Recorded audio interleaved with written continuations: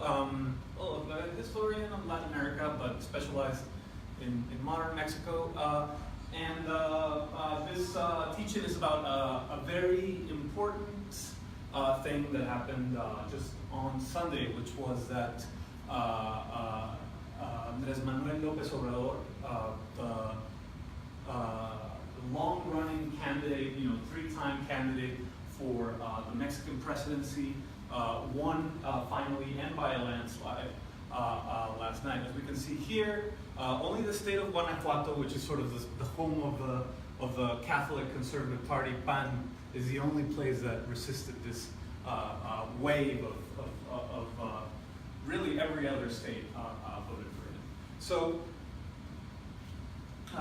who is this guy and what's going on with this is really what this is about, and what it means for the left, and how it fits into the history of the left that Platypus has as a sort of narration, this sort of left-centric history of the 18th, 19th, and 20th centuries, where the current political situation is seen as one where the left is dead and has exited the stage and left history sort of move on its own, in its own directionlessness. So last Sunday, 46 million voters, about half the population, a little bit less than half the population of Mexico. It's 120 million people in Mexico. 46 million of voters came out, and 24 million of voters voted for Andrés Manuel López Obrador of the political party Morena, which stands for Movimiento de Regeneración Nacional, Movement of National Regeneration. It also, if you put those letters together, it also means dark skin. Which is a little weird. The party, it's a new party. It had 0 mayors or governors or anything. It already had gotten a couple of members of the House, the lower House of Congress elected.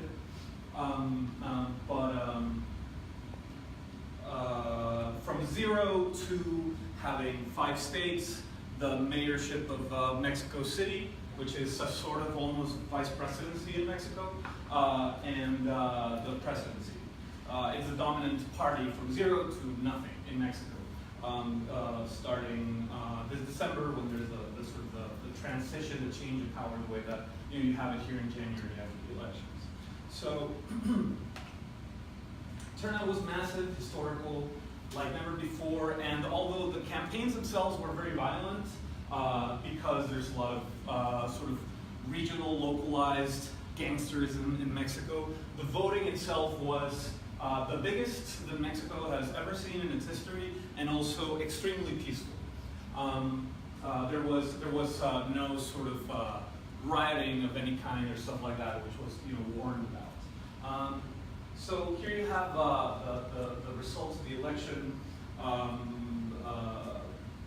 24 million people against 10 million by the runner-up.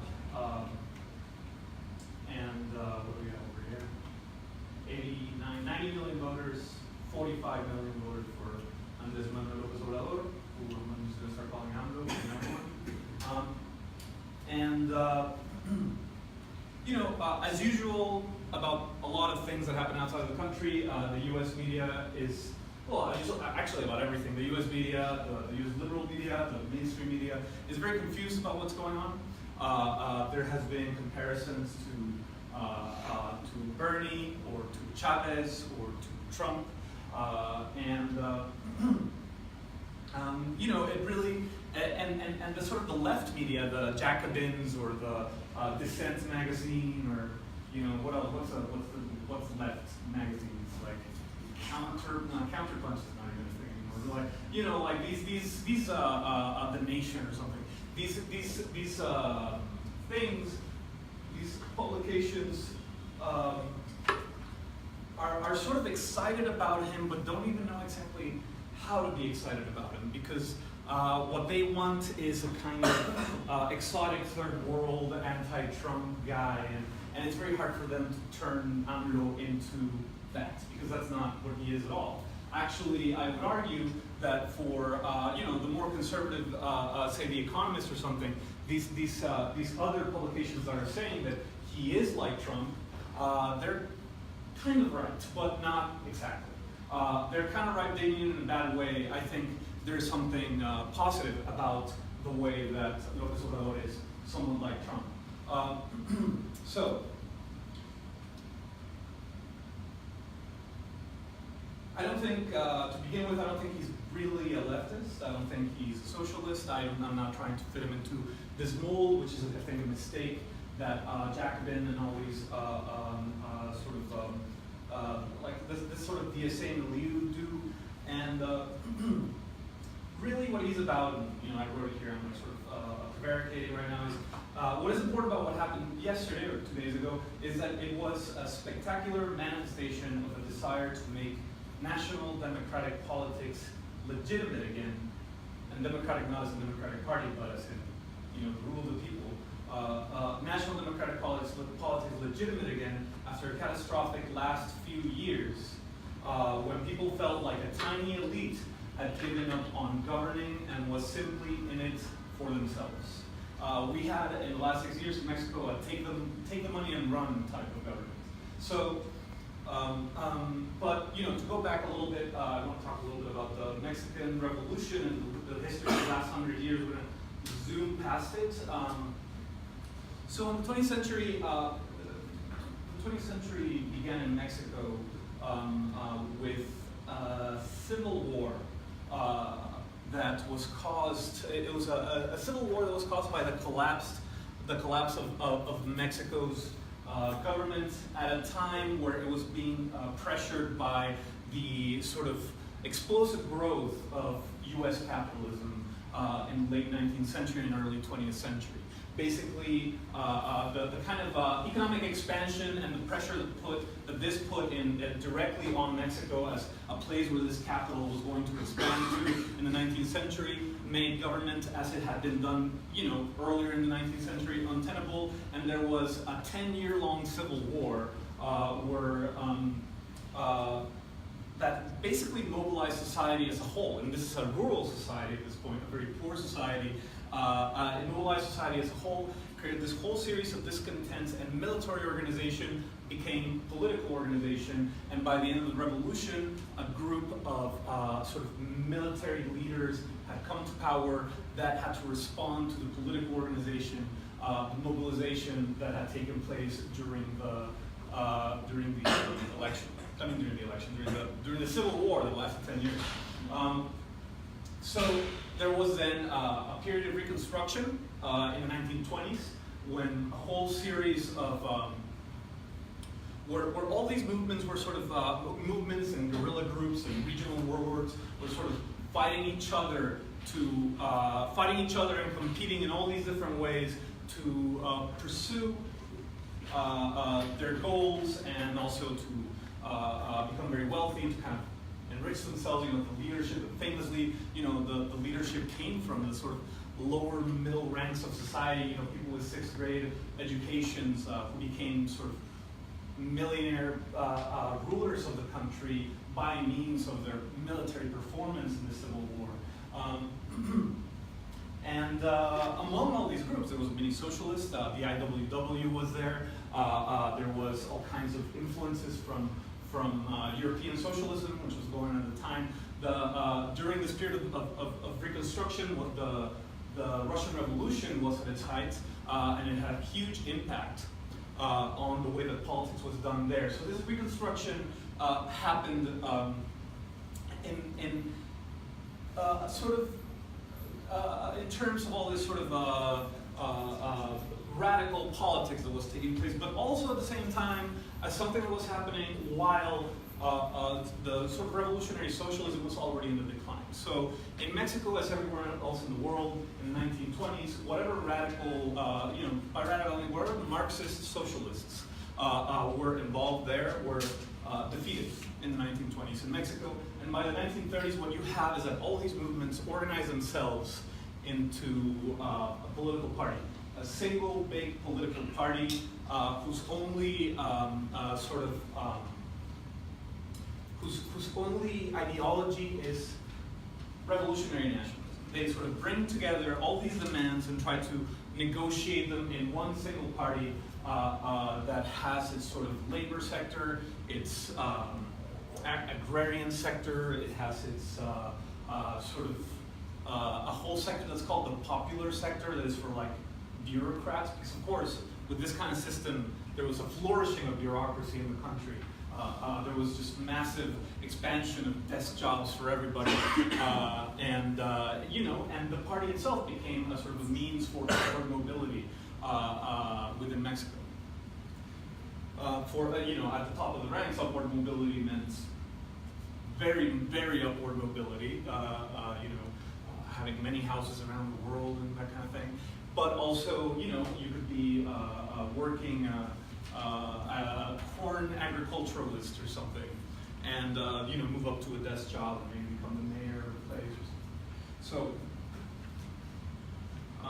that was the revolution and the reconstruction. This system sort of grew up into the 40s, 50s, 60s, especially thanks to close lines with the United States. The revolutionaries soon realized that the main business, the main thing to do was to be able to sort of keep the government going while keeping capital from the United States entering the country and sort of managing it. And for a while, they were very, very successful at doing that. In the 1940s, 50s, and 60s, you really had the single party system. It was not there as a dictatorship. It was there because people liked it. It was very successful. It was a violent, unjust, nightmare government, but at the same time, it was successful and the economy grew. There was, just huge improvement in people's lives during this time, and mass urbanization as well.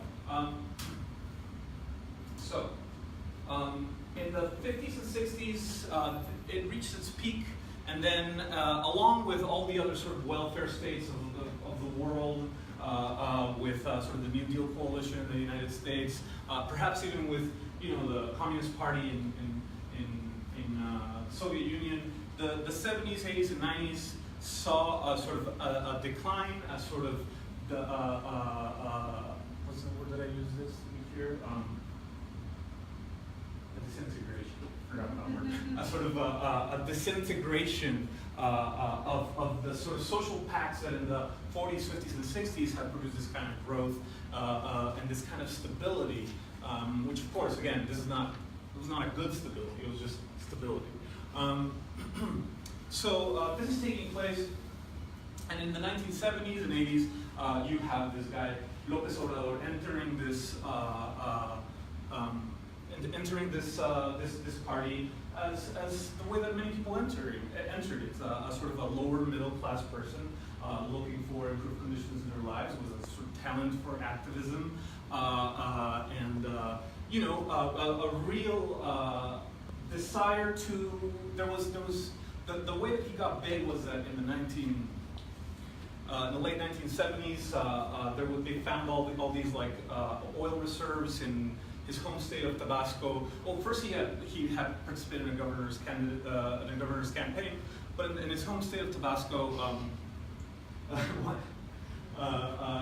he had sort of defended these sort of people's lands, not from these companies. These oil companies, well, one oil company, from the National Oil Company, because not so much because for ecological reasons or anything, but because these people were farming their land. Like it was because they were the political clients of his activism. They were like the beneficiaries of his activism. He was going to try to defend them against another force that came from within the government. This guy sort of.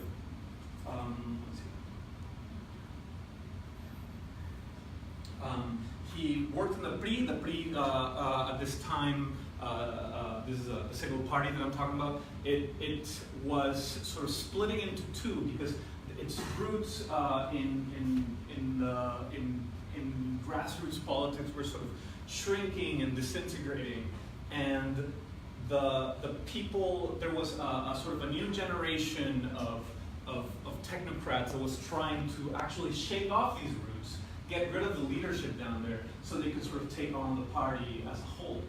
This created a split in the PRI in the 1980s, and this was a very bad time for Mexico because it was like a deep, profound economic recession and collapse of the currency there.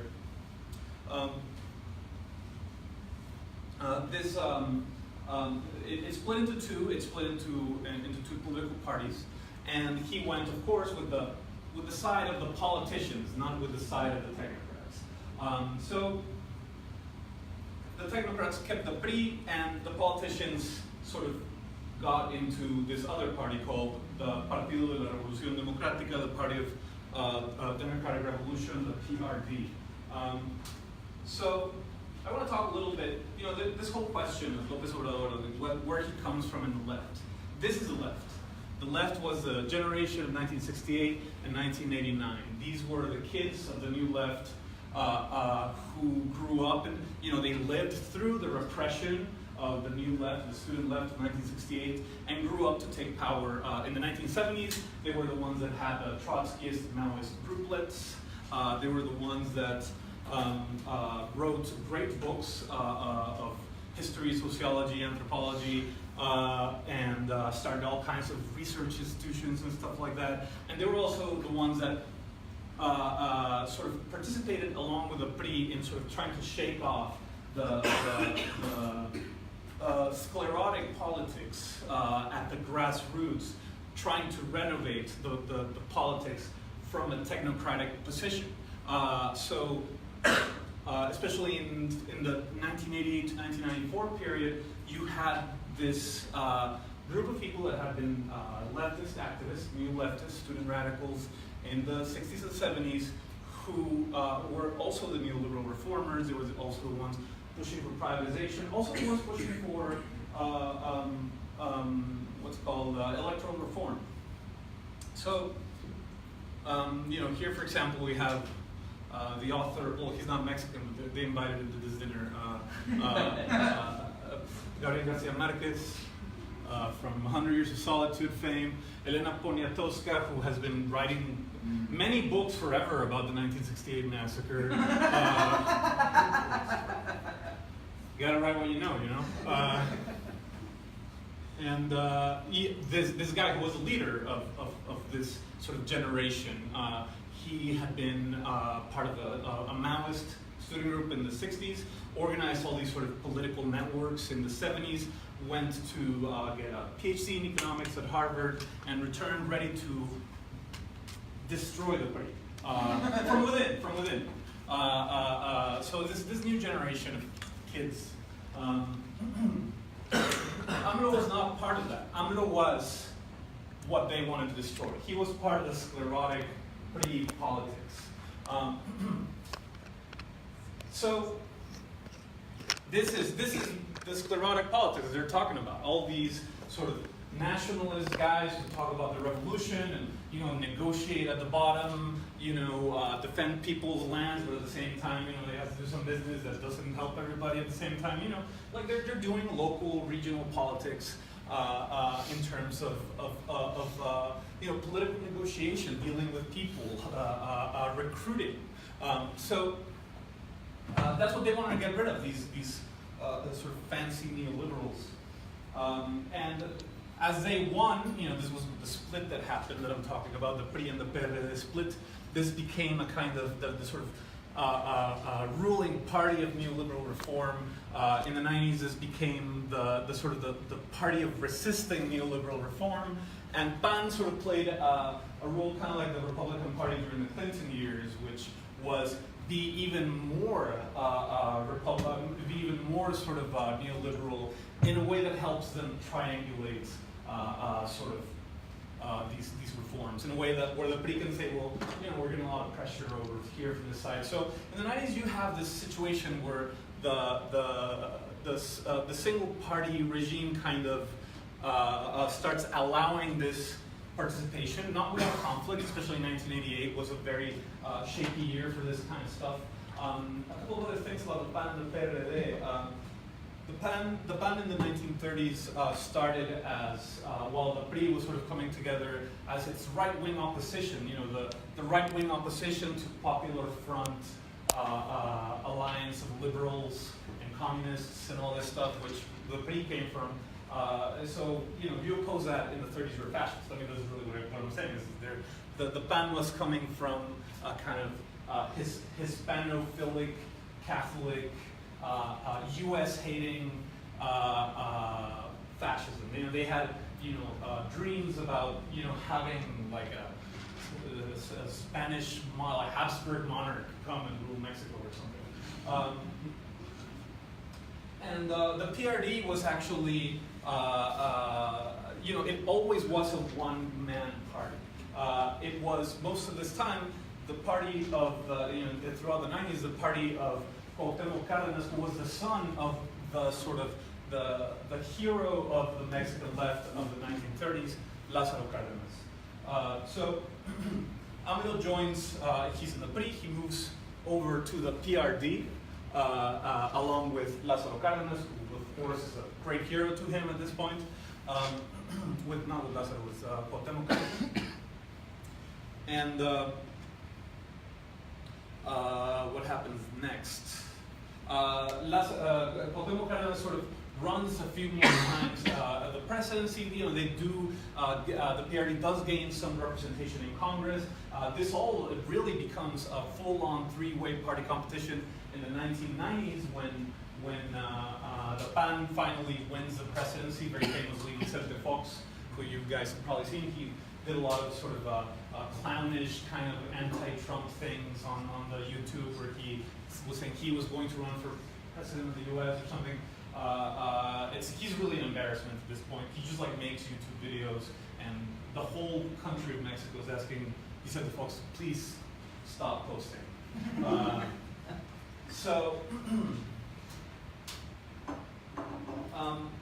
This time really just the sort of 2000 to 2008 time really felt like a time that should have brought about this sort of this democracy, this sort of real democratic competition. But really what happened is that you had just a lot of institutional confusion. Mexico had been a one-party system for too long. The new president was truly incompetent.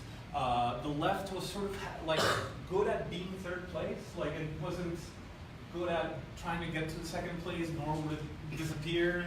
Cuauhtémoc Cárdenas sort of went from the election of 1988, where he won and was sort of stolen, like his victory was stolen from him, to the 1994 and 2000 elections, where he just got fewer and fewer votes.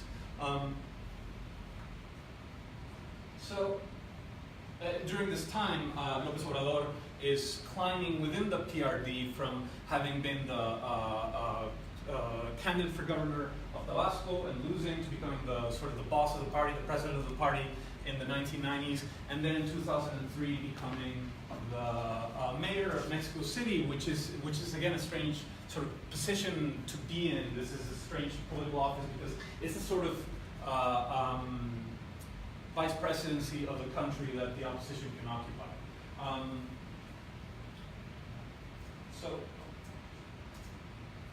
So the thing is that as part of this chaos that is starting to brew in 2000 to 2008,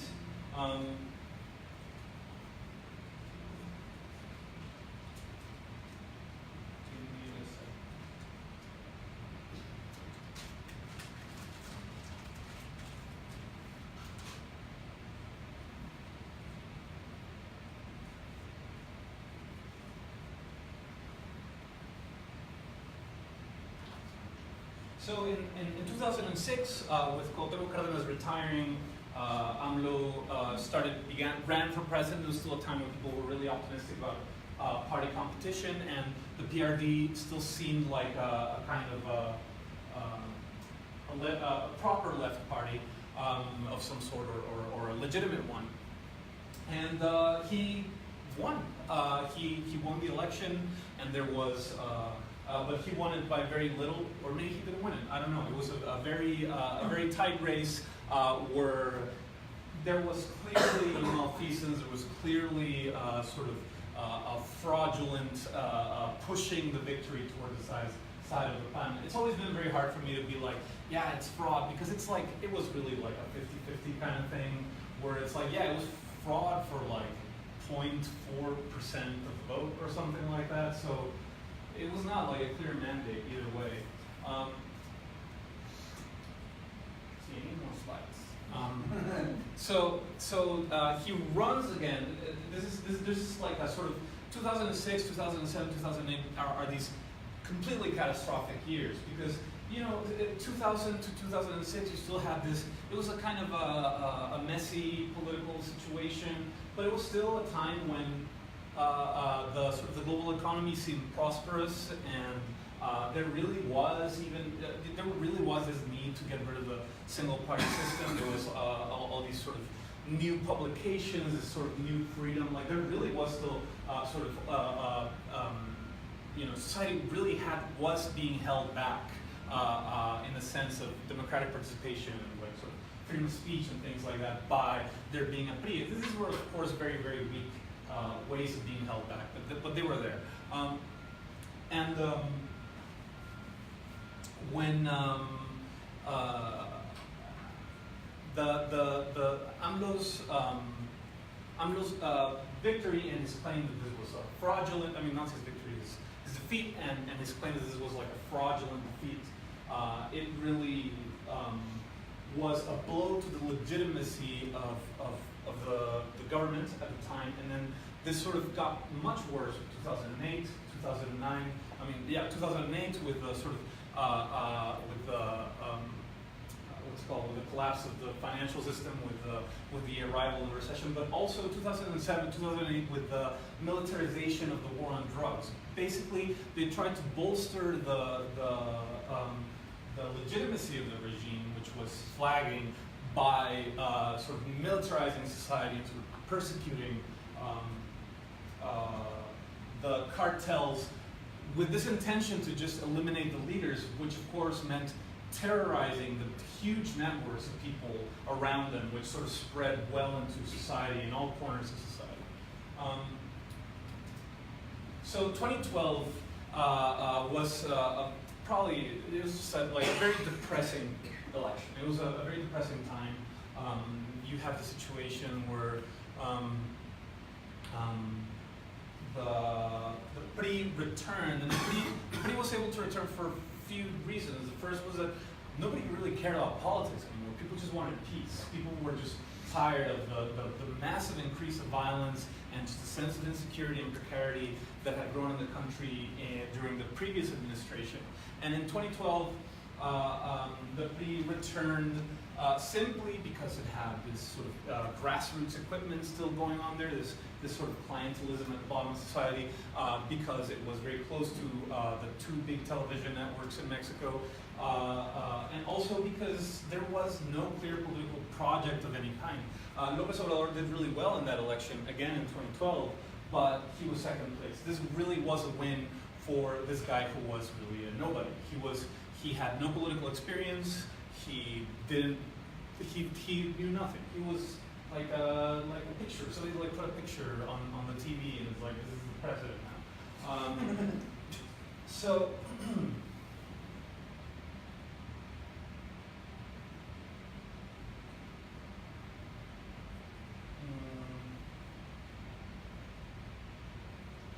So 2012 was depressing, and really the way that this was experienced was as a kind of evacuation of politics. People decided to try to keep living their lives while there was just very little support for the government of any kind or any real engagement in politics. You could even see it in the media that supported the regime. There was just this sort of sense that from now on, the ruling class would just be like scandals, sort of corruption scandals, just news about killings every day, you know, this rise of organized crime.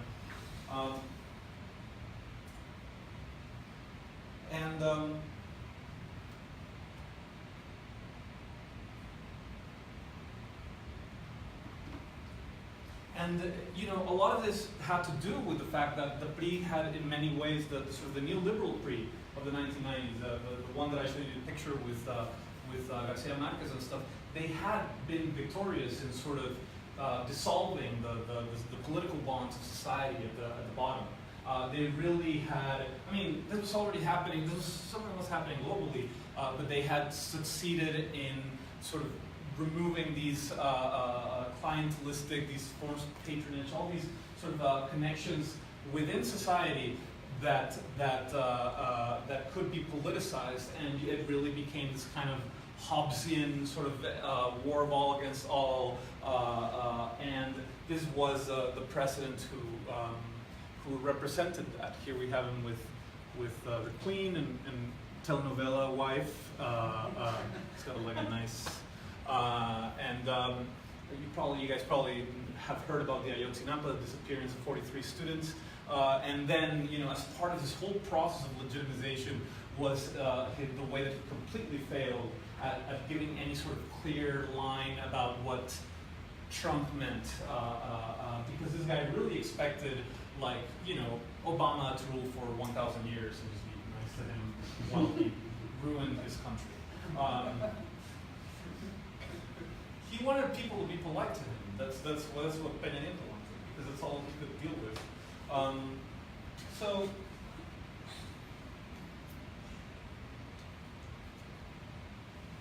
return a little bit to my text. I feel like I just started going off too much on the history, but unlike the people that I showed you guys before, unlike these guys, you know, AMLO is not an intellectual. He doesn't come from a leftist background. I would say he's not really a leftist. He's not a socialist in any way, or any of those things. I myself was not very excited about the prospect of an AMLO presidency, like 6 months, a year ago especially. I really didn't care, because he had something to say in 2006. I really saw him as part of this process of the collapse of the PRI, where, like, you know, in 2006 he was going to be elected, and there was going to be, you know, you had the right-wing president 2006, there was going to be a new president 2006 was going to be a sort of a leftist, and it was just going to be the same kind of continued nonsense of this sort of scandal-ridden, illegitimate politics. But things took a different turn. I was not very excited about this, especially because 2006 was just, I mean, 2012 when he competed with Peña Nieto, it was just a kind of sort of a weaker retreat of 2006. It was just the same kind of vaguely anti-neoliberal sort of really, you know, it felt a little bit like I would have imagined even a year and a half ago that we had like a François Hollande or something like that, like one of these, you know, socialist only in name kind of thing. Though he's not even a socialist, so it wouldn't have been only in name. It would just been like a kind of a nicer face of the regime. But the thing is that things got way worse than they were in 2012 in these past 6 years. So what happened that was kind of interesting.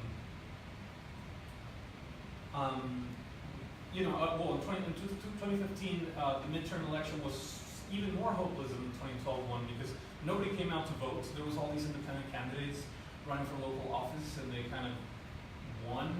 And there was an attempt to like show them up as like being the future of politics, but like really they won because nobody cared what happened. And there was very low turnout for the voting. And I imagine 2018 was going to be something like that.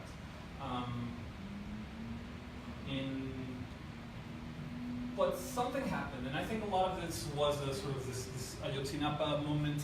There was this, and these like really big sort of scandals of corruption that were taking place. Like, I don't know, like they discovered that, for example, the multinational company Odebrecht, I think it's Brazil-based or something. It's like an oil company paid Peña Nieto like $10 million or something like that to just like change the constitution itself, right? And like had been donating to his campaign beforehand. Like this kind of like pay-to-play stuff that is like sort of the only source of income for the country. Like this happens in the U.S. and like the Saudis like sort of like like pay Hillary Clinton money to like win or whatever. But like here it's like $10 million means a lot more. It's like a lot more money in this context.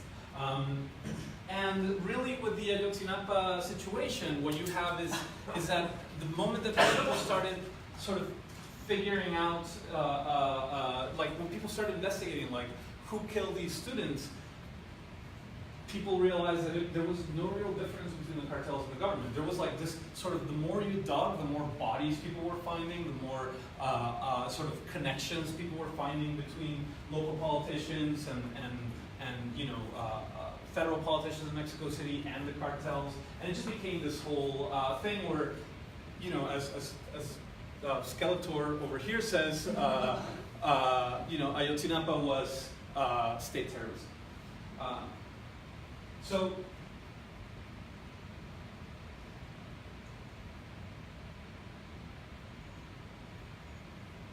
So I think something else happened in 2016. Not just Trump's election, but something happened where the basic contours of what sort of politics and like politics post neoliberalism, what that was going to look like started appearing, started being, it's like, okay, so this is not going to last forever. It's not just going to be like sort of a Mad Max ruled by Obama, forever. So where are we going with this?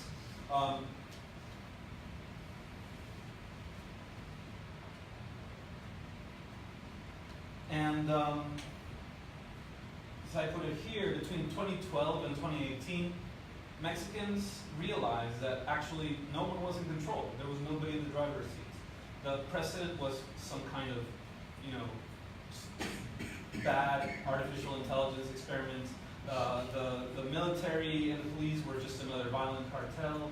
The local politicians were brokers and gangsters, or gangsters themselves. And AMLO's mission changed. He was not going to be the left side of the three-party system but he was going to be, the way that I wrote it here is that he understood that he was not the alternative to an inevitable neoliberalism. He wasn't like a sort of a resistance to neoliberalism, but that instead he was the only responsible politician left in a situation of complete political collapse. So as I followed the campaign, I saw that he understood this term. He understood that things were changing in this direction, and that he didn't have to take down the neoliberal establishment. That was collapsing on its own. The neoliberal establishment had collapsed on its own, and he had to represent the nation as a whole. My home state of Nuevo León is extremely conservative. It has, since the 1930s, just wanted to join Texas, like separate itself from Cardenismo and all these like sort of welfare statist things. It's just like a state where even working people are, really truly believe that, rich people are just harder workers. Like that's just really the concept there. And even there, Novus Ordo just won. Like it's not because their culture changed. It's not because all of a sudden, they think that like we should have like like an old slogan that Novus Ordo used to have was, and he brought it back, but it used to be the central slogan was, the poor come first. That does not fly in Nuevo León. There's a socialism that's bad. He won this time because people were just like, yeah, the other people are not serious. They're gangsters. They are people who are just waiting to, use the government to make a couple bucks and get out of there.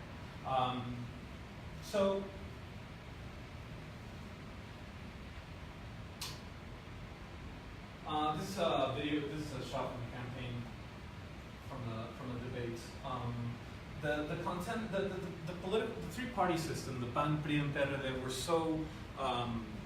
were so discredited by this point that the candidates ran against their parties. Like they, you have Jose Antonio Meade over here, who did not use the party colors in his logo and would say over and over again that he had never been a member of the party, but this is weird, but had been a very sort of hardworking and honest, like finance minister of some sort. You have this ridiculous man, Ricardo Anaya, who brought together the PRD and the PAN, two parties that represented the opposite things. He decided that it would be a good idea to bring them together. It just alienated people on both sides. By the way, it didn't work out. It's like Bernie Sanders running with Jeff Sessions. People that like those guys won't like them anymore. It's not like they will all come together. So he brought them together and decided that politics was over, and he was just going to run this whole thing like some kind of like Silicon Valley TED Talk, where he was just going to get like, he was just like, all the kids will get laptops, everybody will have UBI, and nobody wanted that. Like, it's crazy. He had a really, really expensive campaign. It was kind of scandalous how expensive his campaign was. And when he debuted it, like, 6 or 7 months before the election, when he started as a candidate, he had about 18% of intention of voting. And by the time he closes his campaign last week, he had about 19.5% after spending millions and millions and millions of dollars. He was not able to do anything with that. Also, he got people in his own party very angry at him because he kept sort of doing things that were putting the PAN's sort of future in jeopardy, and he's also currently being investigated for money laundering. He's either going to be kicked out of his party or just go to jail for the rest of his life, which is great.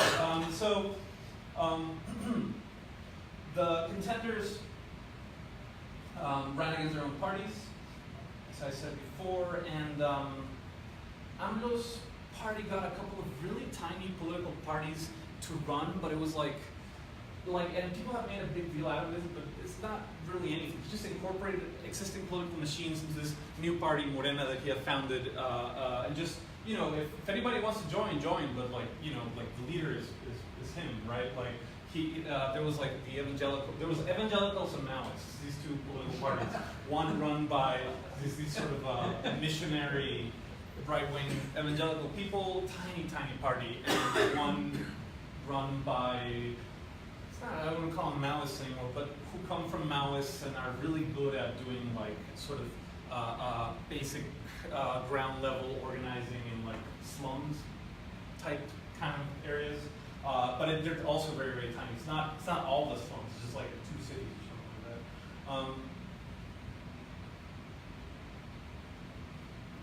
that. And he sort of totally changed his campaign from these issues where it was the poor come first and all these things. He really moved rightward in a way to just talking about how it was necessary to eradicate corruption to have any kind of functional politics in the country. This crusading anti-corruption talk about kleptocracy, and mafia was softer but more decisive. He used to always talk about la mafia del poder, this sort of coterie of people who were negotiating privatizations and making money from them. And it used to sound paranoid because he called them the mafia of power. And it used to sound paranoid, and it was something that, people would tell him to not say because he sounded crazy and stuff. This time he would say it and everybody's like, yes, of course. Yes, there is 15 guys that are selling off the government and making sweet deals from it. That really was happening, and it just became clearly evident to everybody.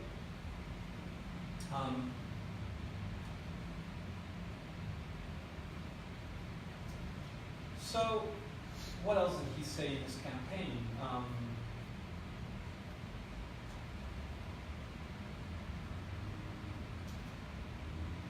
very scandalously, he talked about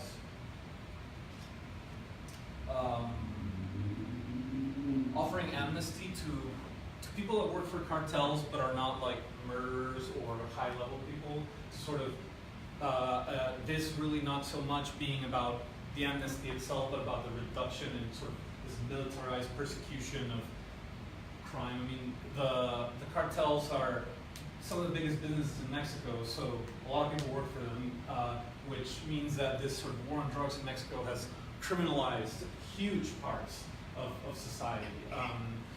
So, you know, I don't know how that's going to work. He talks about, you know, this is going to be especially about like sort of about like not persecuting young people, sort of giving young people another chance, you know, people that are like drivers for the cartel or something like that.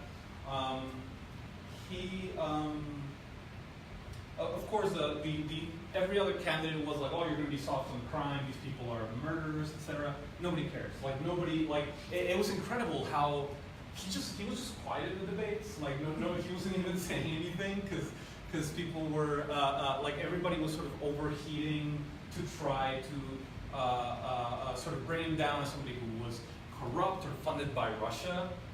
Where do they get that idea?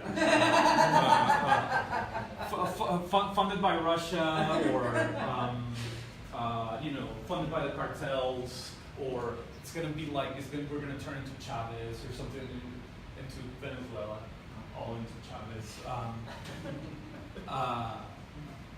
And he was just like quietly, and he'd be like, "No, I'm not like Chavez." Do you want to say anything else? No, thanks. Next guy. People would attack him about the amnesty, and you know, how are you going to let all these people out of prison and stuff like that? And he's like, I'm not going to let them out of prison. We're just going to have a conversation about decriminalizing all these things. And it'd be like, what do you mean? And he'd be like, I don't know. We'll talk about it when I win. So.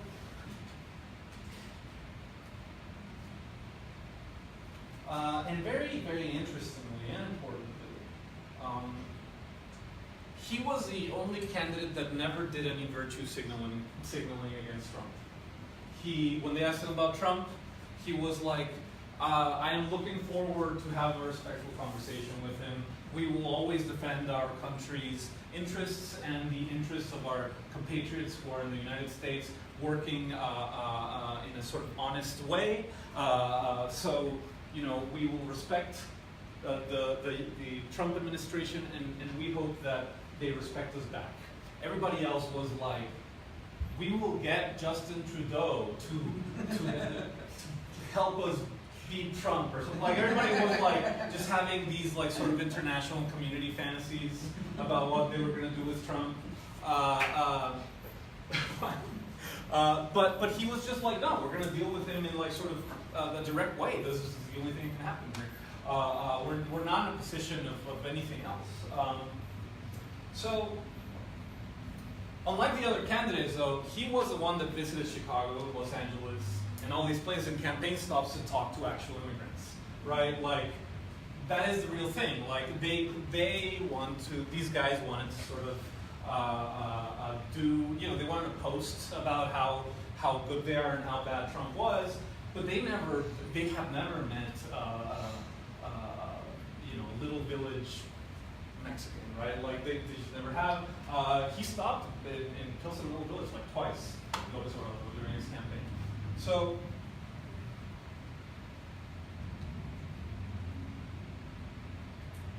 moving on, you know, now that I've explained where he comes from, what I can say about what's going to happen is that I have no idea. What I can say, though, is that he is not Bernie Sanders. He's not like Bernie Sanders. He's, of course, not like Chavez. That's the thing with sort of American leftists, and leftists everywhere, by the way. But in the U.S., you can see it quite a bit, that they have this sort of Cold War logic where instead of looking at the actual phenomenon, they'll be like, oh, the right says that he's like Chavez, so I like Chavez and you know, like it's, you know, instead of looking at the thing, they just do the upside down thing from what the establishment thing. So about the question, is he like Chavez or like Evo Morales or anything like that? It's like, not really. Like that's a point that was like made up by the Mexican right, but like the American left kind of grabbed onto it, like positively. So he's not like Bernie Sanders. He's not like Chavez. I don't think he is pining for any glory days of the 20th century, or this Democratic Party, mid-century Democratic Party coalition, the way that Sanders does. He does have a stylistic similarity with Sanders, I guess, in the sense that he's like an honest socialist grandpa or something. But like that's as far as it goes. Really, I feel like López Obrador's campaign can be reduced to a couple of slogans. One of them is "Drain the Swamp," and the other one of them is "Make Mexico Great Again." So he is a little bit more like Trump.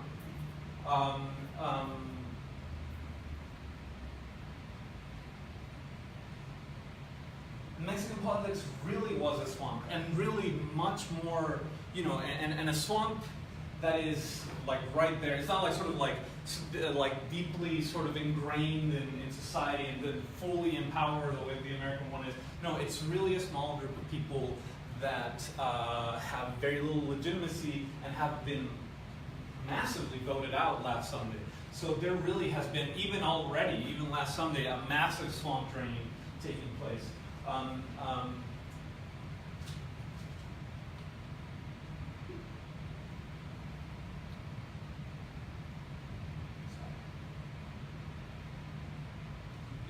Just to read something from his victory speech, he wrote, the main mission for him, as he kept insisting, was to uproot corruption.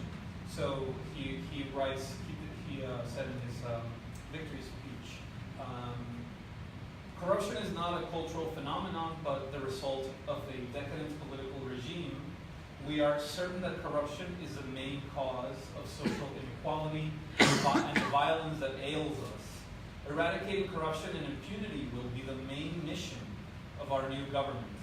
The state will cease to be a committee in the service of a minority and will represent all Mexicans, rich and poor, rural, urban, and migrant, religious and non-religious, people of all opinions and sexual preferences. Yeah, because they really were attacking him as like, these right-wing people in Mexico, they just look at the United States and they're like, yeah, let's accuse him of being like a homophobic, racist, Russia-loving guy. Like they really thought that was going to work. So yeah, people of all sexual preferences. The fact that you have to say it all. But anyway, rich and poor, rural, urban, and migrants, religious and non-religious, people of all opinions and all sexual preferences. We will listen to everyone. We will work with everyone. But the first in line are the poor, the humble, the forgotten, especially the indigenous peoples of Mexico. For the good of everyone, the poor come first. This is his 2006 slogan. So is this socialism? Is this the left? I guess, sort of. I mean, it's socialism the way that Louis Bonaparte was a socialist. After 1848, the way that you had sort of irresolvable social hostilities taking place, and you needed somebody to be like, oh, we'll manage them in the name of the nation. So, and this is not socialism, but I say socialism because, Louis Bonaparte claimed to be a Saint-Simonian socialist. There was no Marxist socialism yet at that time. So,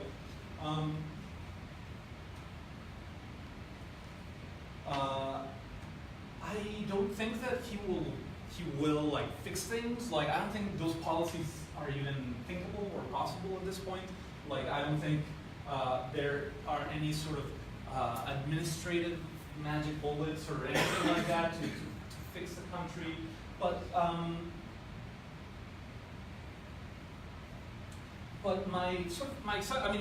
clearly I like him, and my excitement about him has very little to do with him as a socialist or as a leftist or as a kind of somebody that has any kind of capacity to solve the incredible inequality or anything like that in Mexico, but it's more because I have it right here written down. It's not that I don't know. Just want to say it properly. It's about the fact that the great majority of voters wants political leadership, and that came through last time, and that there are politicians like him and hopefully more coming who are aware that the anti-politics of the neoliberal era are not the future 1,000-year Reich of Obama over Mad Max or whatever it seemed to be happening. It's not going to last forever. And it's just a passing phase, and and that people want to be governed. This is not a great thing that people want to be governed. This is not freedom. But without a socialist capture of power, without a dictatorship of the proletariat, the withering away of the states, national politics is not going away. That's what this represents. That sort of politicking in the national interest and not just in the interest of sort of the corrupt, special, like internal elite or some kind of Justin Trudeau-ish Angela Merkel international community. That is not who you should be politicking for. But you have to politic for the nation, and that the masses demand to be represented as a nation. So the question, I'm not saying in any way that he has some left ideas and left sympathies, but that's not the point. It is that there is this basic relationship in politics between the nation and this sort of Bonapartist leadership, this sort of representative of everyone. He said it, rich and poor, no special committee. That is still there. So the question is, what will socialists do about it? Without a party, without an organization, without anything? Are they just going to be like, thank you, this guy has saved us, not do anything? Or are they going to do something?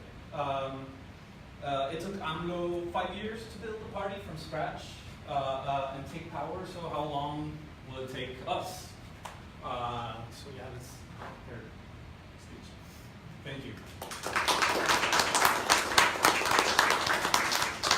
So I guess questions? Or?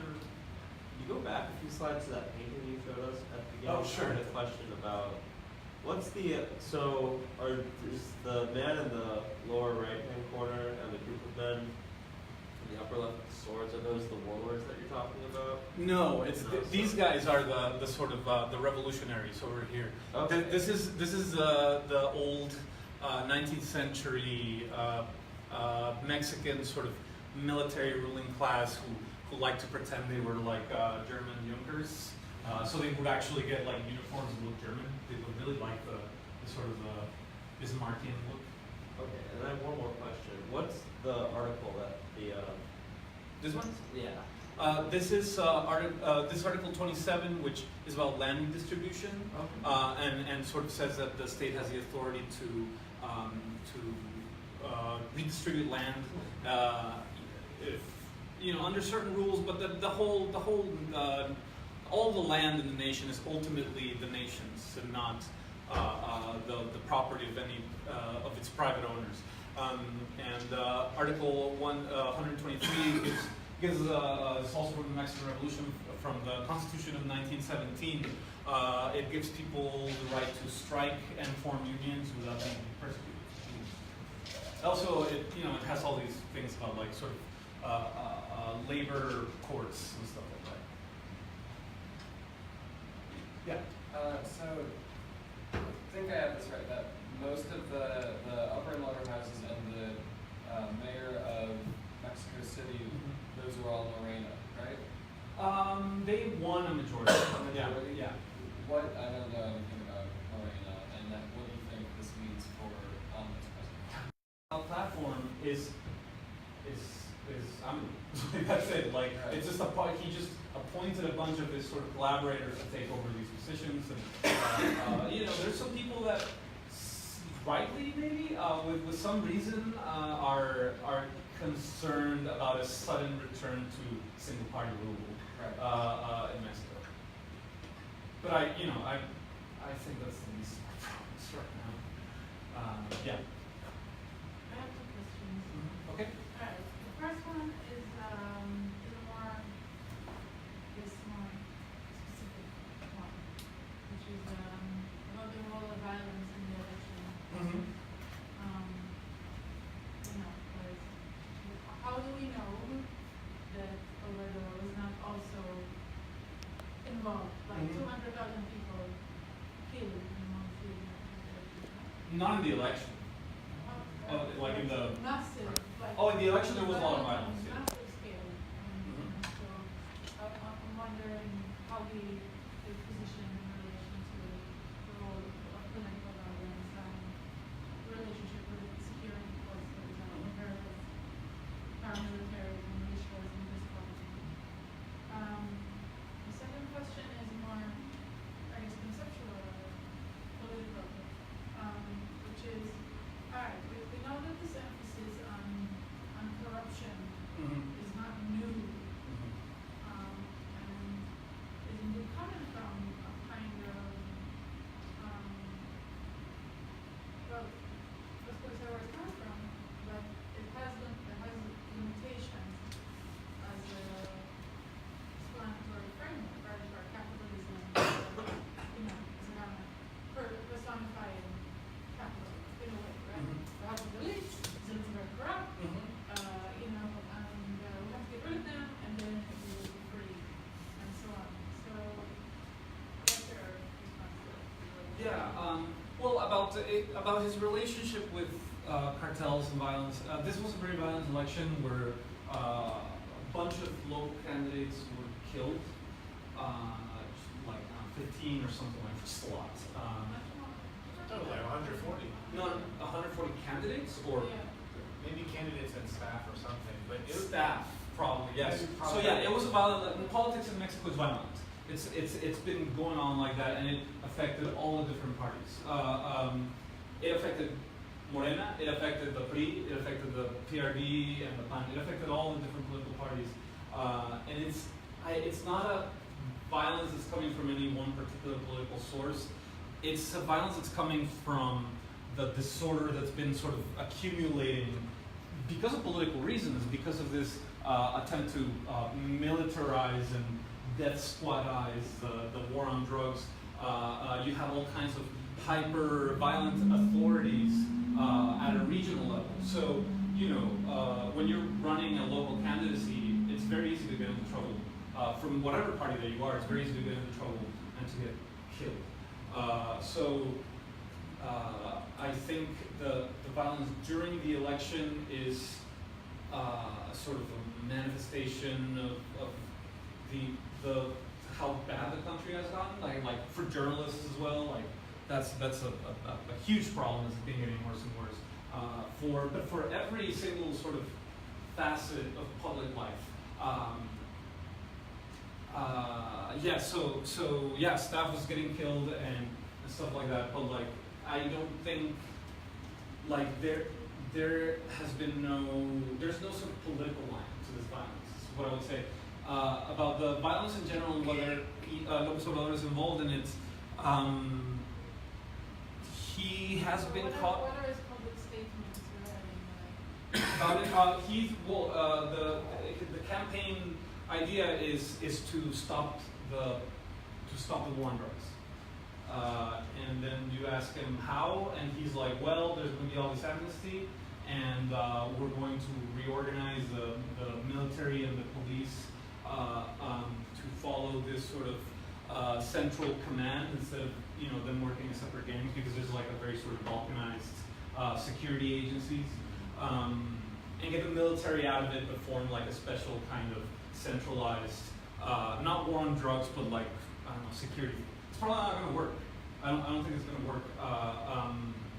What I do think is that the relationship between that the violence has a lot to do with the transformation in political culture that has been happening for a while, and I don't mean that in a sort of I don't know, vague way, this political culture thing. I mean, like, the personnel that has been entering politics is coming more and more from the ranks of people that are associated with organized crime in one way or another, or like the sort of that upward climb that I was talking about earlier within the political party that came from the revolution, all that stuff. Once you take that away, you really have a sort of a political class and a business, well, the business class, lower ranks of a business class that is really full of gangsters. What I mean is in a particularly neoliberal way. What I would, like, for example, like the way that I would describe it is, the PRI used to, like, the gangs used to pay the PRI a tax to not be persecuted in the 70s, let's say. Now the PRI has to pay the gangs a tax to be allowed to run their candidates. So I really think that it's about a kind of political disintegration that's taking place. The way that Novus Ordo talks about it is in the sense of corruption. Corruption is, and you know, connected to your next question, corruption here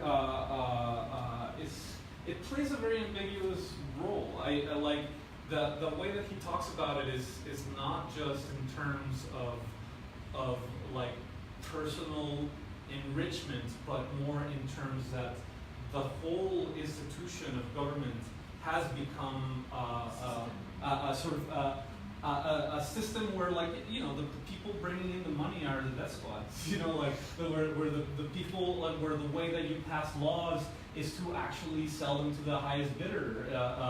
You know, all these kinds of things where, like, the corruption is so deep that that it is no longer recognizable as a government. So this is basically what's been happening. It happened very, very fast and very suddenly after the recession, because the recession and the militarization of the war on drugs hit at the same time, and that, like, really changed. Like, I grew up in Mexico, and the country that exists now has, like, nothing to do with the sort of, I don't know, like, third world country that I grew up in. Now it's just like the whole country is like the border between Pakistan and Afghanistan or something. You know, like, it's bad. So yeah, it's dealing with that. It's funny because, like, you know, when I said like that he sort of does have a make Mexico great again kind of thing, he doesn't mean like the 30s. He means like 2004.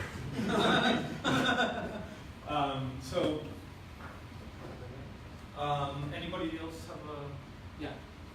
So, I mean, you sort of laid out that he wasn't going to involve the military and law enforcement, but how else do you establish security? I'm just curious, like, if you could elaborate at all what you think it means to establish security at this point in the country. What would it mean to establish security in this country? Or at least back to 2004 levels. What does that even mean? I have no sense of what that means. Well, I would put it this way. At this point, it wouldn't just be a law enforcement issue. It's like a political issue. It's like an issue of all kinds of of new personnel, of sort of renovated institutions. It's likely to fail. You know, like, I'm talking about how excited I'm excited about this. I'm excited about the voting and sort of the rejection of the old thing. But there's no easy way. There's no way.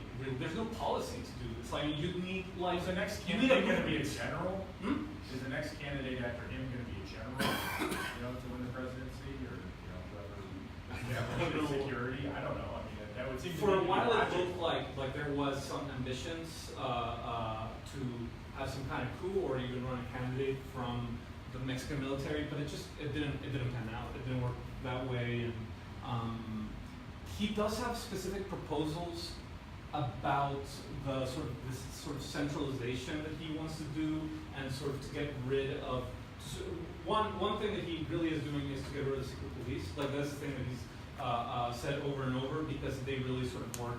It's like you have like the FBI is just death squads or something that it's like a combination of those two things in Mexico. There's that, but there's also a sort of a thing where you had this chaos happening between local police, the sort of the federal police and the military, and then they would like often be so there is like some administrative solutions that he wants to attempt, but I don't understand them at this point, and I don't think they have them very clear at this point. Yeah. To what degree is this an international problem, and like what will he need from the United States in order to make this a domestic program? Because that squadization of international politics was like a big Obama thing across the world, not just within Mexico. Yesterday, Amigo had a phone call with Trump, and Trump came out of it saying, I saw him when he was running in 2012, and I told him, one day you're going to win. Which is really funny. And López Obrador said that he also really wanted to fix the immigration problem, and he thinks that the United States should invest in job creation in Mexico, because that way people won't have a need to go to the United States. Trump said, there's no recording of this, but there's like both two accounts of it. And Trump said, and John Bolton actually, they were both like, we're really interested in working with this guy. I think that a lot of new things are coming. So the thing is that Obama was a big funder of the Calderon era, 2008, 2009 war on drugs. There was like, of course they were not going to end it. There was so much money coming from the United States to keep that going. There's all these jobs and all these weapons they could buy and stuff. And I think López Obrador is the kind of person that will be willing to shut that down and sort of in this sort of Trump-like way, just sort of without concern for sort of politesse or keeping things secret, just like the way that Trump kind of does, like just be like, let's talk about not getting that money and instead maybe using it to have jobs, because the way that people not going north is going to be like needing more jobs or something, and who knows? But I think the relationship with Trump moving forward is going to be really, really interesting. It's going to be because it's not going to be this thing where like Mexico was essentially with Trump on like in this situation of like defending like G7 agreements and stuff like that, like against like sort of the Trump initiatives, and now you have another guy that's no big fan of NAFTA and is kind of nationalists and will want to like just be like, yeah, this is bullshit, and another guy that's like, yeah, this is bullshit, coming from different kinds of sensibilities, of course, but it'll be, it's like you could see Peña Nieto just like start trembling around Donald Trump, like it was, yeah. I guess the flip side of this question is, what's his internal power? Because I know he has a huge mandate, it seems like, to map up with like the electoral districts. But does that translate to his party actually having political control? And like, if so, how much is that compromised by corruption as it is? Or like, are there parts of the country where he can't do anything? It's hard to know. It's a new party. What I do know is that you immediately start getting all these, official, in a way that didn't happen in 2006, 2012, where there was like all this like sort of post-election bitter sort of wrangling. Now everybody's like sort of, we're very happy you're here. The door is open. Please come in and let us, work with us. It's very weird. Everybody's sort of like lining up. Again, this is not the left. This is just like somebody trying to create some kind of legitimate governance. So, like, for example, I forget there's a lot of like acronyms in Mexico. They really, really love the acronyms, and I forget the exact one for it, but like the sort of the energy institution, like the one that is, because there's Pemex, that's like the oil company, the state oil company, but then there's another one that deals with oil and electricity, but like at another level. So these bureaucrats are the ones through which this big Odebrecht like money came in and stuff, and they just put out this thing. It's like, we're happy to collaborate with you coming in and like, you know, checking on what we're doing and stuff like that. Like it really has been like that. But we'll see. You know, I don't know. I'm sure, for example, some like there's all this negotiating with cartels is going to start. There's also, for example, did anybody see Cartel Land? The Netflix movie. It's, you know, there's like this warlord. It's a good movie, and there's like not a warlord, like a kind of like a local militia leader who you know, started this militia to defend against this particular cartel in this particular multi-village region. And of course, his own militia eventually abandoned him and became itself a cartel. You know, became itself, you know, started self-terrorizing and joining all kinds of organized crime activities. But it started as a self-defense organization.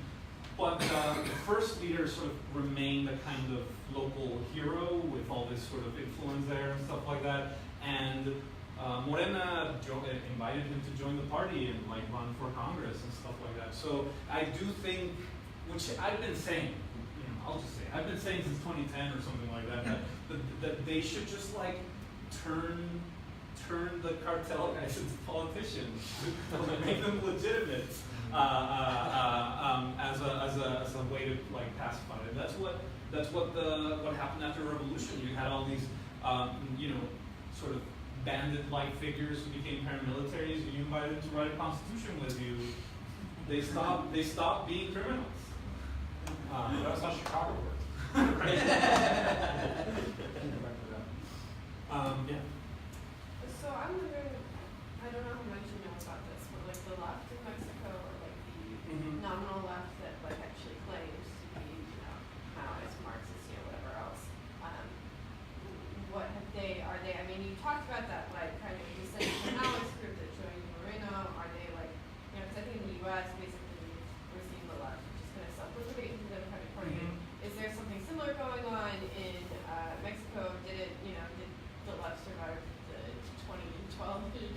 Yeah, I mean, that could be a 2018 whole other presentation in the sense of like what the left has done. So there's, I mean, I'll just very simply explain it. Like, there was a radical socialist left with real power in the teens and 20s in Mexico that got, even before, but you know, in the revolution, they actually like all of a sudden like these little socialist parties that had like big union membership and all that stuff were like ruling little towns because the revolution had killed the landowner that worked there before, so they just like would take over and stuff. There was that left, and they joined the in the 30s, or were killed in the 20s. Those people in the 30s and 40s became sort of extreme Browderists. You know what Browderism is? It's like more Stalinist than Stalin or something. Just like the Popular Front should last forever, and one day New Deal bureaucrats and Soviet bureaucrats will be one and the same, or something like that.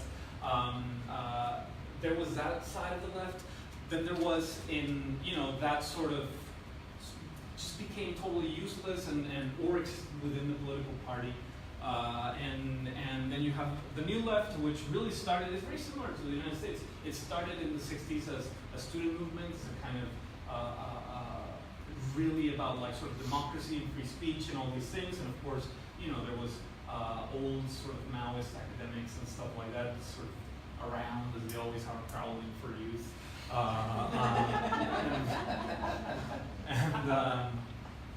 Eventually, these guys sort of radicalized in the 70s, and more of the Maoists than the Trotskyists, because the Trotskyists, like, nobody could stand them. They're just like they're really into their texts, you know, so, you know, in a place like Mexico, you can't stick to the text. It's like crazy. But you know, the Maoists had some success, and they had all these organizations. Like the Zapatistas, for example, had sort of a deep Maoist background, but also like a Catholic background and even an evangelical background. You have all these sort of little groups existing and sort of doing ground level politics all over the place. And a lot of them do have this sort of sectarian side to it. The thing is that unlike the Democratic Party, the PRI was really happy to give them jobs. So like they would just give jobs to people.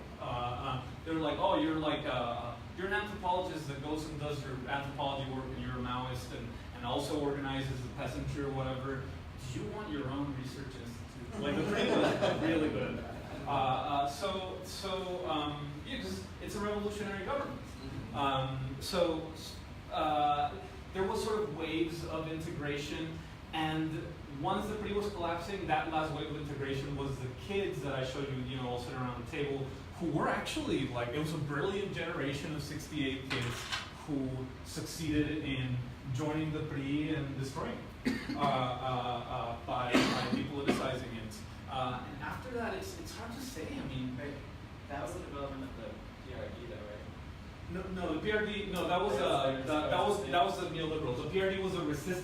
The PRD were the conservatives in the PRI who didn't want neoliberals, and they wanted to stay in the 70s forever. But they were the leftists in that sense, because it was a rightward transformation of the party. Yeah. Oh wait, I was gonna say, but now the left, I don't know. Like if you walk through Mexico City, like you'll get like there's a lot of anarchists who give you like little slips of paper and stuff, but it's like, sure, I'll go to your meeting with like 5 people. It's very, very disorganized, and it doesn't have this sort of, as far as I know, maybe it's just because it hasn't been written, but I've looked for it, this sort of neat history that the Western European and American left has, where there's like, you know, a 1,500-page book on the SPUSA. You don't really have that in Mexico. I'm sure you could write one, but who wants to waste their time doing that? So I have 2 questions. One, would you say that the PRD was if like the Democratic Party became a neoliberalized, and then the sort of like machine bosses decided to split and become like their own thing? Like Young Daley decided he was gonna like make his own party because the Democrats were like too. Okay. Right, it's something like that, but the thing is that like this is in a sort of a different country with a different political tradition, so the bossism wouldn't be like, the bossism wouldn't be based on like, yeah, you gotta throw a big party for those Polish dads or whatever it was here, but it's based on like land redistribution and stuff like that. So But even if they same weren't sort like of, leftist, patronage network based, apolitical in its own way, but there's still like this more personal relationship with like a patronage network, just based on land, yeah, an agrarian one instead of an urban one. that was falling apart in the 80s, in the agrarian one. The PRI actually held on to the agrarian one. It's just that they became a kind of a very sort of underfunded, forgotten part of the party that you could use to get votes once in a while. And strangely, the PRD was successful because they were able to, they tried to take over that machine. They really kind of failed, but they succeeded in Oaxaca and more importantly in Mexico City. So Mexico City, not anymore, now it's a Morena city, but in the 90s and 2000s it was a PRD city because it's a city with this incredible political density. Everybody, every little like, every taco guy in the street is part of some, like 3 organizations, right? So there's all this pressure to vote in a certain way. You know, every person that, it's just highly unionized and sort of patronagized in Mexico City, and the PRD was able to take over it. I think because of the remoteness of some communities that had that, say in Chiapas or something, the PRI was able to keep those because the PRD really was a small party. So yeah. And then, how long was Trotsky in Mexico? What is, I guess, briefly sort of the legacy of like Mexican Trotskyism? Like, what organization came out of that? And there was very little Mexican Trotskyism because Trotsky was not really allowed to leave his house in Mexico. There was American Trotskyists that hung out with Trotsky in Mexico, but the thing is that since you know, he arrived there because it was the only country that would take him because it was 1938 and it was really dangerous to have this guy anywhere. When he arrived there, he was told to not leave his house, to basically, avoid any political activity. He doesn't even have many writings about Mexico. He wrote a couple. Since it was so universally, like the oil expropriation was so universally beloved, he did write something about that. But he knew what politics were going on. But the whole Mexican left was Stalinist and was just trying to kill him. They did kill him. Well, I mean, it was a Catalan guy, but the Mexican guy who tried to kill him was a great painter and failed at killing Trotsky.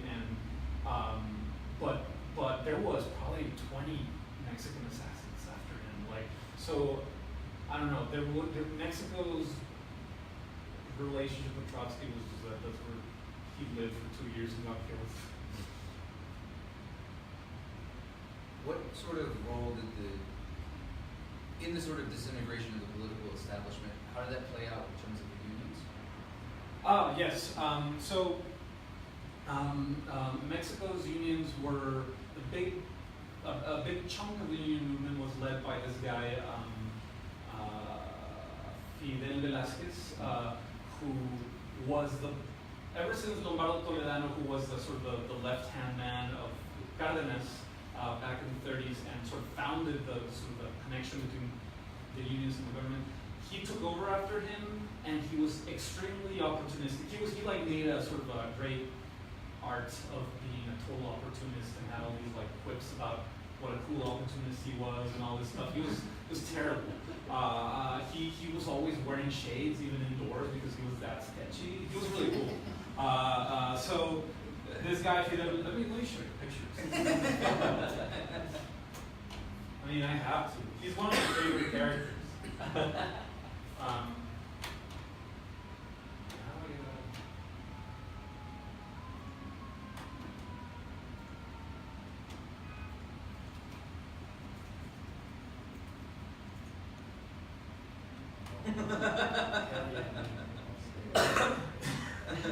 And he was the biggest union leader in Mexico. People call him the president of the workers. Between 1940 and 1998, just the whole history of the country. And anything that happened, he could smell where the political winds were heading, and he was just that's exactly what we need to do. In that direction.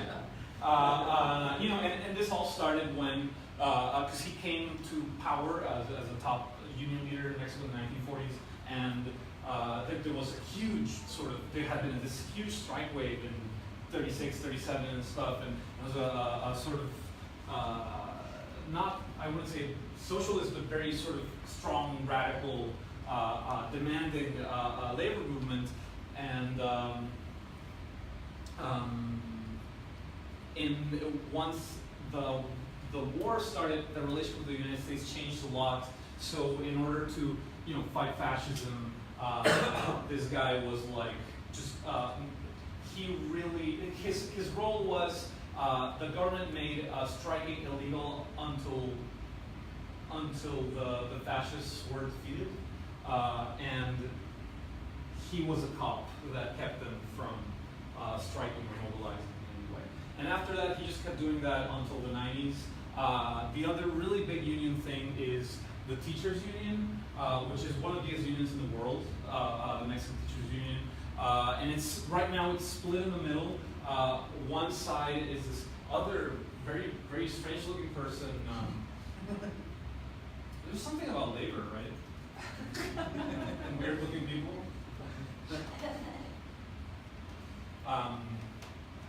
So yeah, labor leaders in Mexico. I'm gonna stop making fun of her. She has a lot of plastic surgery. It's just Yeah, that's the union dues.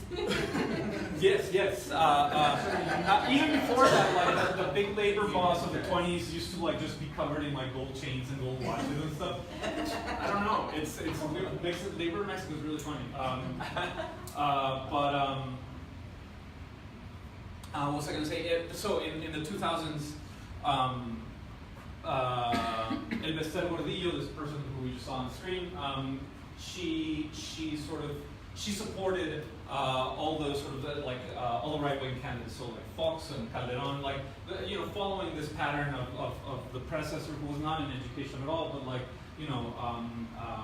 moving labor rightward at every opportunity, and it was like this huge sort of place where the establishment could trust in those votes in the elections. But the thing is that in 2006, 2007, there was a big rebellion that is still unresolved in the labor movement there. Like half of the teachers union split off from El Ester and formed this campaign that is a total war with the other side of the campaign, and it's all about democratizing the union, and it really has brought together a kind of anarchist sensibility. These are the people that were like in Oaxaca. I don't know if you guys remember, like 2007, 2008, there was all these like protests in Oaxaca and occupations and stuff like that. They don't trust AMLO, right? But they cautiously support it. So I don't know what other labor stuff is going on. I mean, the 2013, 2014, there was like a labor reform that took away all kinds of rights and all kinds of like ways of negotiating things and stuff like that. This is Peña Nieto era. There was a kind of rush to legislation by all three parties because of the sense that it was their last stand, and so they made a lot of money sort of selling legislation, sort of anti-labor. The one that didn't go through because of activism from the labor union was education reform, which would have essentially would have just made teachers very fireable at any moment, pretty much. That didn't go through. There was like a sort of heroic stand against that.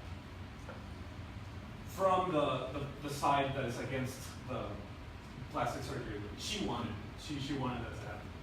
Yeah. Anybody else? Yeah. This is just like a nuance, but does AMLO's anti-corruption rhetoric include the union, or is it mostly against the cartels and stuff?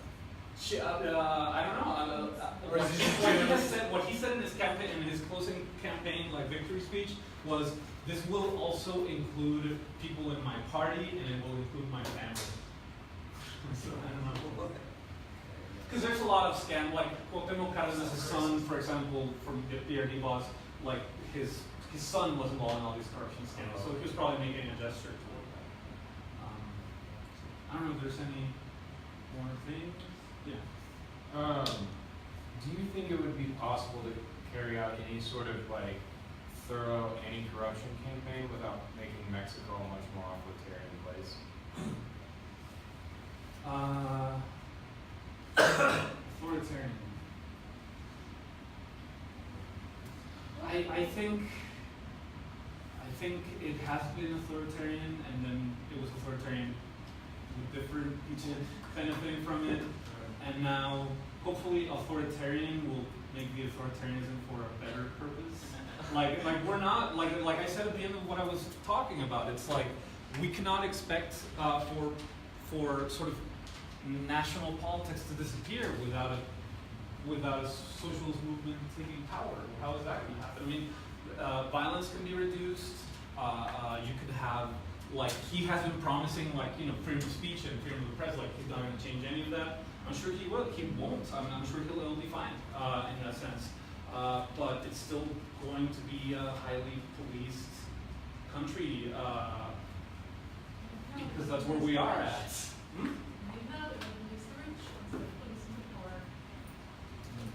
Oh, we'll be police the rich. Yeah, and that would be part of a dictatorship of the proletarians. Be part of it. Yeah. Yeah, that would be great, and I think that will happen. I think some people, like I asked, you know, when I was really not excited about what was going to happen, I asked a friend of mine who is very involved in politics in Mexico, like, what do you think he will really be about when he takes power? This is before the whole campaign, the whole anti-corruption turn and all that stuff. And he was like, he's just going to take out the guillotine. That's what he's going to do. Like, that's what it's going to be about. Like just putting in jail, like just choosing who is to blame for the situation and putting in jail all these people, which won't fix anything. It will feel good. I don't know. Okay, yes, anything else? I feel like everybody's already. All right, we're done. Thank you.